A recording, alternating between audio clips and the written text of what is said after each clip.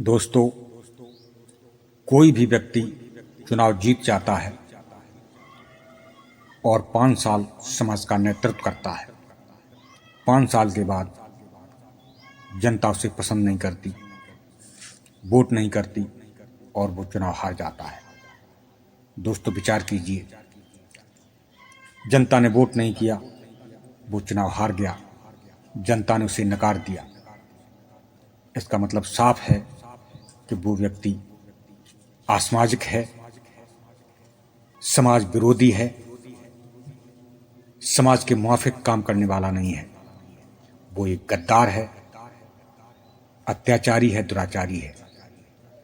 तो दोस्तों, इसीलिए जनता ने उसे सत्ता से बेदखल किया। तो दोस्तों, अब एक सवाल ये है कि जनता ने जब उसे बेदखल कर दिया, नापसंद कर दिया, तो फिर उसका चुनाव पर दोबारा लड़ने का अधिकार क्यों, बार बार लड़ने का अधिकार क्यों? हमें दोस्तों कानून चाहिए। हमने जब उसे नकार दिया है तो उसका चुनाव पे लड़ने का अधिकार हमेशा के लिए खत्म किया जाए। हम क्यों उसे दोबारा चुने? लेकिन नहीं साहब, उसका चुनाव पे लड़ने का अधिकार सुरक्षित रखा जाता है।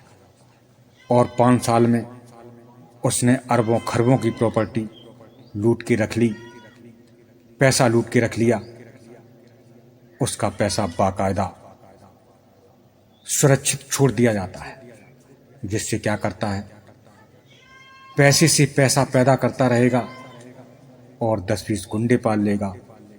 कभी इसे धमकाएगा, कभी उसे धमकाएगा और समाज के अंदर दबदबा बनाएगा। और कोई अच्छा व्यक्ति चुनाव पे खड़ा हो, उसे खड़ा नहीं होने देगा, धमका के बैठा देगा।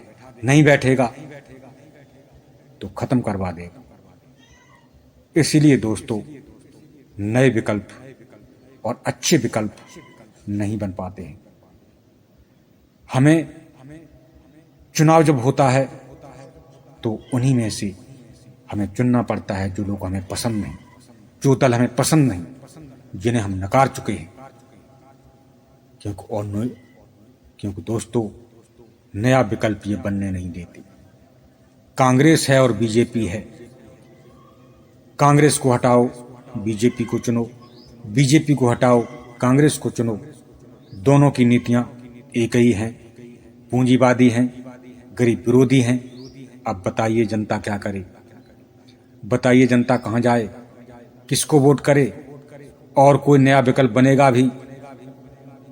अगर उसने गरीबों के हित में काम किया तो दोस्तों, उसे ये लोग रखेंगे ही नहीं। हाँ, पाखंड करे तो बना रहेगा, किसी भी तरीके से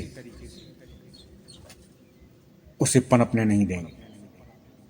तो दोस्तों, ये हमारे सामने बहुत बड़ी समस्या है।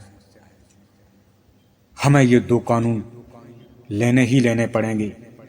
पहला कानून, कोई भी नेता 5 साल समाज का नेतृत्व करने के बाद हारता है।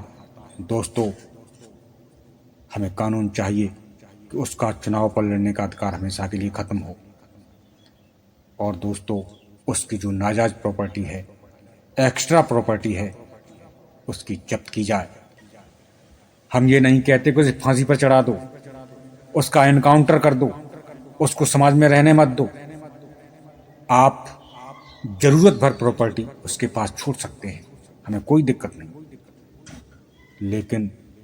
लेकिन वो प्रॉपर्टी जिससे वो समाज की व्यवस्था बिगाड़ेगा, समाज को धमकाने का काम करेगा, नाजायज दबाव बनाएगा वोटरों के ऊपर, उस प्रॉपर्टी को जब्त किया जाए, उस प्रॉपर्टी को उसके पास न छोड़ा जाए।